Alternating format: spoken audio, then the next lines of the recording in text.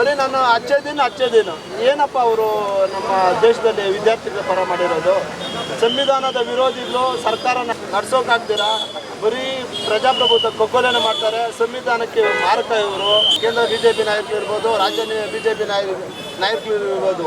ಸ್ವಲ್ಪ ನಾನು ಆಚಿಕೆ ಇನ್ನೊಂದು ಮತ್ತೊಂದು ಇದ್ರೆ ಕೂಡಲೇ ಇವರು ರಾಜೀನಾಮೆ ಕೊಡಬೇಕು.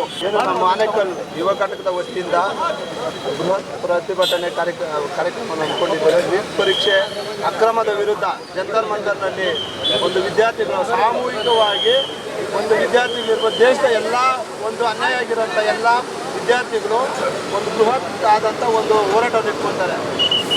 ಸಂವಿಧಾನದ ವಿರೋಧಿಗಳು ಇವರು ಒಂದು ಪಾರ್ಲಿಮೆಂಟ್ ಸಭೆಯಲ್ಲಿ ಇದ್ರ ವಿರುದ್ಧವಾಗಿ ಮಾತಾಡೋದಕ್ಕೊಂದು ಅವಕಾಶ ಕೊಡೋಲ್ಲ, ರಾಜ್ಯಸಭೆಯಲ್ಲಿ ಕೊಡೋದಿಲ್ಲ. ಇದುವರೆಗೂ ಒಂದು ರಾಷ್ಟ್ರದ ಪ್ರಧಾನಮಂತ್ರಿಗಳು ಇದ್ರ ಬಗ್ಗೆ ಬಂದು ಬರೀ ನಾನು ಅಚ್ಚೇ ದಿನ ಏನಪ್ಪ ಅವರು ನಮ್ಮ ದೇಶದಲ್ಲಿ ವಿದ್ಯಾರ್ಥಿಗಳ ಪರ ಮಾಡಿರೋದು.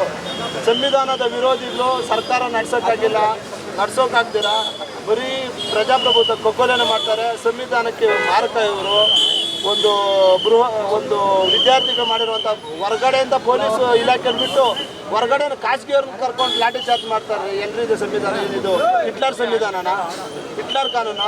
ನಮ್ಮ ದೇಶದ ಪ್ರಜಾಪ್ರಭುತ್ವ ಎಲ್ಲಿಗೆ ಹೋಗಿದೆ ಅಂತೇಳಿ ದಿನನಿತ್ಯ ಜನಗಳು ನೋಡ್ತಾ ಇದ್ದಾರೆ. ನಾಚಿಕೆ ಆಗಬೇಕು ಅವ್ರಿಗೆ. ಬಿಜೆಪಿ ನಾಯಕರಿಗೆ, ಕೇಂದ್ರ ಬಿಜೆಪಿ ನಾಯಕರು ಇರ್ಬೋದು, ರಾಜ್ಯ ಬಿಜೆಪಿ ನಾಯಕರು ಇರ್ಬೋದು. ಸ್ವಲ್ಪ ನಾನು ಆಚಿಕೆ ಇನ್ನೊಂದು ಮತ್ತೊಂದು ಇದ್ರೆ ಕೂಡಲೇ ಇವರು ರಾಜೀನಾಮೆ ಕೊಡಬೇಕು. ಇದು ಇಷ್ಟಕ್ಕೆ ನಿಲ್ಲಲ್ಲ. ನಮ್ಮ ನಾಯಕರಾದಂಥ ಸನ್ಮಾನ ರಾಹುಲ್ ಗಾಂಧಿ ಅವರನ್ನ ಕೇಳೋಕ್ಕೆ ಹೋಗಿದ್ದಕ್ಕೆ ಅವ್ರು ಮಾತಾಡೋಕ್ಕೆ ಅವಕಾಶ ಕೊಡ್ತೀರಾ? ಅವ್ರನ್ನ ಬಂಧನ ಮಾಡ್ತಾರೆ. ಎಲ್ಲಿದೆ ಪ್ರಜಾಪ್ರಭುತ್ವ ಕೊಕ್ಕೋಲೆ ಮಾಡ್ತಾರೆ. ಸಂವಿಧಾನಕ್ಕೆ ಬಿಜೆಪಿ ಸರ್ಕಾರ ತುಂಬ ಮಾರಕವಾಗಿದೆ. ಮುಂದಿನ ದಿನಗಳಲ್ಲಿ ಈ ದೇಶದ ಜನ, ರಾಜ್ಯದ ಜನ ತಕ್ಕ ಪಾಠವನ್ನು ಕಲಿಸ್ತಾರೆ.